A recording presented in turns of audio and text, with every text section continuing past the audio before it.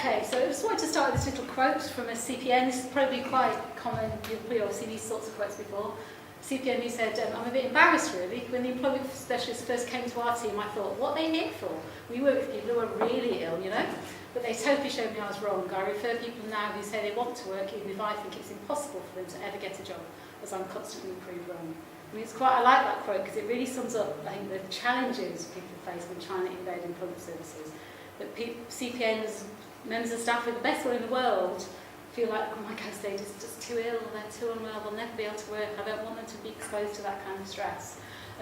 What we're going to focus on really for this part of the afternoon is about having a regional trainer, which was Becky. We had a regional trainer for a period of a year, which was the first one that had existed in England, in Britain in fact, which is an American model, which Becky will talk a bit about.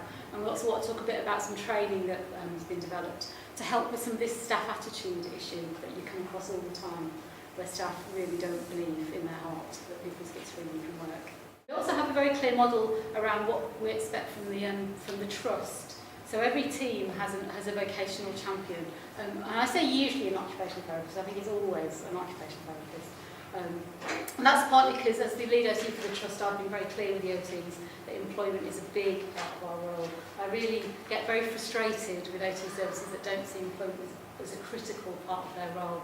And if anyone wants me or Becky to come and talk to your OTs, we are in a bit of a national mission. But no, I'm in all seriousness, I'm very happy to come and talk to OT staff who aren't convinced that employment is a really critical part. I think OT as a profession really needs to champion this. I think it's a critical part of our role. I think it's in the title, it's in our job title, occupational therapist. It's not hard to work out, is it? But you know, we constantly find OTs who don't want to do it. Even within our own trust, there are some OTs who are a bit anti-employment. Just don't know that, do you, Becky? So every team has a vocational champion who's an OT. We have three main areas: East Sussex, West Sussex, Brighton and Hove. Martin has a contract manager for each of those services, and we have a lead OT for each of those services, so they work together and they troubleshoot.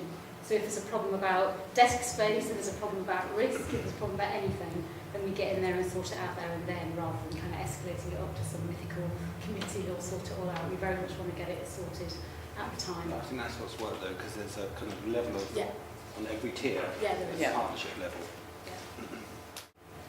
So, I'm going to get Becky to talk a bit more about this in a moment. There's a model in America that says that if you have a regional trainer for IPS, that you escalate your outcomes much, much quicker. And we wanted to see if that was true and if you could replicate that in Britain. We had some very helpful help from the Centre for Mental Health, and what they helped us do was identify some money that we could bid for.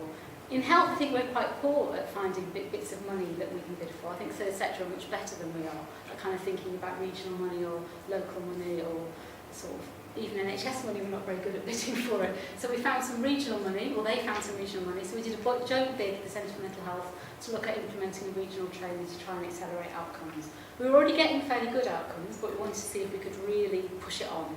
And so we made a bid and we created a post.